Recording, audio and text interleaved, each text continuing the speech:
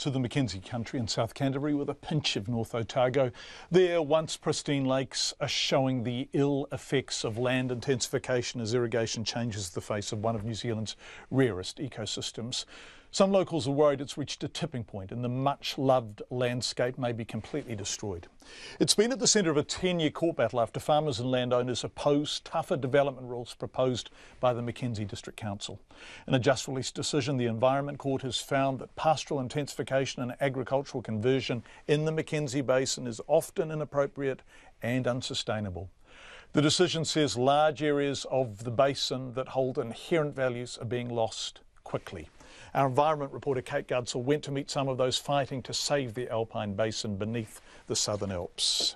This is a central Mackenzie Basin, this huge big open vista, this open vast landscape which people love. There's no clutter. If you look right across you can see for 20 kilometres across there. Rosalie Snowink helped form the Mackenzie Guardians in 2009 as a result of 110 applications to take and use water in the region. 8 years later, she and others are still fighting to protect the lake and mountain-studded area after a loophole in the Mackenzie District Plan allowed vegetation to be oversown with crops and fertiliser.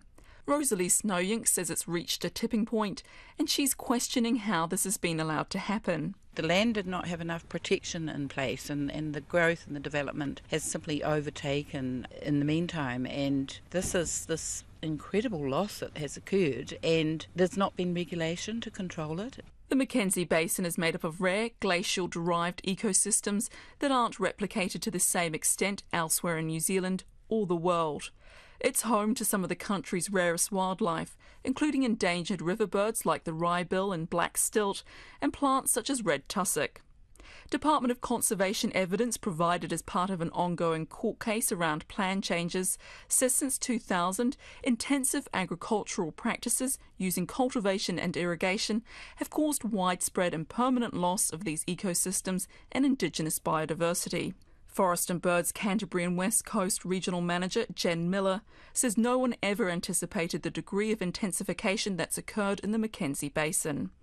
That makes her very sad, not just personally, but for others who genuinely love this landscape. They love to tell that story about ourselves, you know, the southern man, that sort of romantic notion of us as New Zealanders, the pristine blue glacial lakes. But actually, when you look at the green and you look at the pivot irrigators, you're looking at the slow, incremental destruction of those values. Omarama and Waitaki has been particularly affected, with nearly half of its alluvial ecosystems destroyed since 2000, and almost 40% of its glacial deposit ecosystems also lost.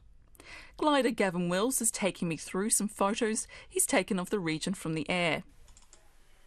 Again, looking from Pukaki to the west towards Burke's Pass and north of the Maori Range, all of this will become green in time.